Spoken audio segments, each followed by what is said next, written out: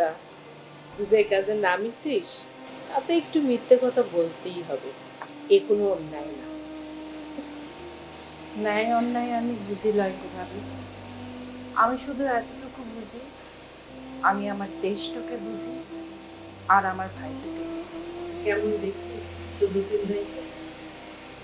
ভালো লয়গো ভাবি, ভালো লয়। খুব অত্যাচার করতেছে না ওই জানোয়ারগুলো? ওরা তো মানুষ না, কি নিষ্ঠুর মানুষ বাপরে বাপ। মানুষ লয়গো ভাবি, ওরা মানুষ নয়, ওরা পিশাচ। এইভাবে মারতেছে, ও চোখে দেখা যায় লয়গো ভাবি, এই দৃশ্য চোখে দেখা যায় না।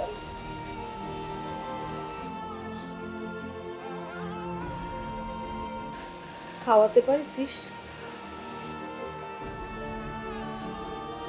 অনেক কষ্টে, শরীরটা রোগা হয়ে গিয়েছে।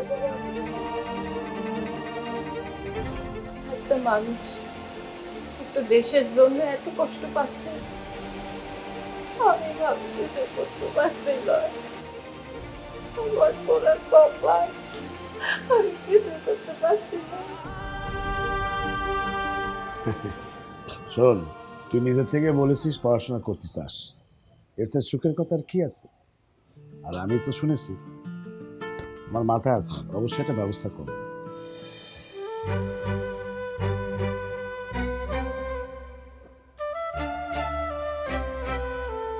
আচ্ছা শোন, ওই লাঙ্গলের টাকা জমা দেওয়া হয়েছে। ভালো, উত্তরের জমিটা লাঙ্গলগুলা পেলে হাল চাষ শুরু করা যাবে, বুঝলেন? তা না হলে সময় মতো রোয়া যাবে না। ওই করিমিয়ারে আমি বলে রেখেছি, আর অনিল কাকা আর নাইম চাচা তাদের বলেছি যে সেচের আল কেটের ব্যবস্থা করার জন্য।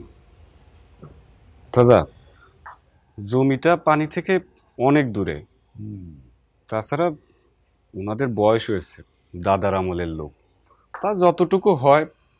সেটা আচ্ছা, নঈম চাচার ছেলেটাকে ফিরেছে, কি যেন নাম? ওই কাউসার।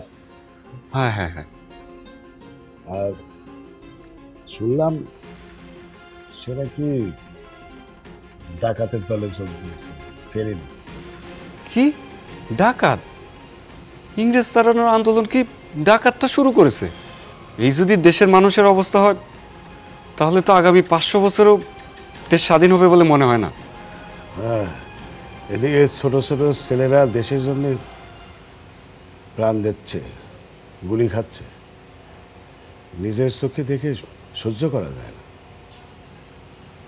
আপনি আপনি আবার এইসব কোথায় দেখলেন? না না না, আমি কোথা থেকে দেখবো? ওই যে আমার কিছু লোকজন থানায় যায়, তারা বলল, ওই কথা শুনে একটা চোখের পানি রাখা দেয়।